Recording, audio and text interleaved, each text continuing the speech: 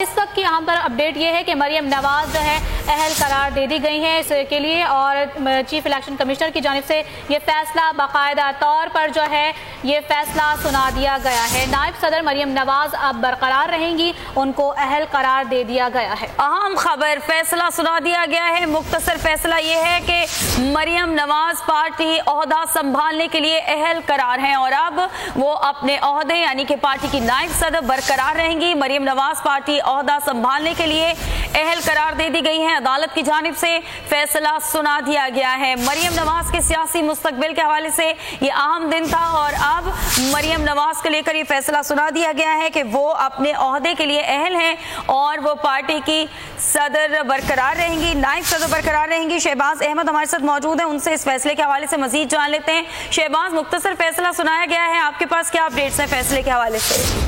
जी बिल्कुल, ये मुस्लिम लीग नून के लिए आज बहुत बड़ी खबर है कि साबिक वज़ीर नवाज शरीफ की जो साहबजादी हैं मरियम नवाज, जिन्हें नायब सदर बनाया गया था, वो नायब सदर रहेंगी और मुस्लिम लीग नून की जो ये अहम रहनुमा थे, उनके मुस्तकबिल का जो फैसला है वो चीफ इलेक्शन कमिश्नर ने सुनाया। मुख्तलिफ बेंच आया, इसमें जो है अब कमरा अदालत में मुस्लिम लीग नून तहरीक इंसाफ के वकील अफरीकान मौजूद थे। मुख्तलिफ फैसले में ये कहा गया है कि जो आर्टिकल 203 है, जिसको तहरीक इंसाफ ने दरखास्त की थी कि इसको 63 के साथ मिलाकर पढ़ा जाए, तो वो उनकी दरखास्त जो है वो इलेक्शन कमीशन ने मुस्तरद कर दी है। मुस्लिम लीग नून को अहल करार दे दिया। मुस्लिम लीग नून जो है मुस्लिम लीग नून की नायब सदर के तौर पर मरियम नवाज जो है वो काम करती रहेंगी और उनके मुस्तकबिल का फैसला जो है कर दिया गया है। इसमें बुनियादी नुकता जो हसन मान की जानिब से उठाया गया था कि जो 203 है, क्योंकि हसन मान खुद भी उस शिक के तहत जो है वो मुतासरा थे और वो उनके बाद जनूबी पंजाब तहरीक इंसाफ का ओहदा था, लेकिन क्योंकि सुप्रीम कोर्ट का फैसला। ठीक है, मरियम नवाज पार्टी ओहदे की अहल करार दे दी गई है, अदालत ने फैसला सुना दिया है। शहबाज हमारे साथ रहिएगा।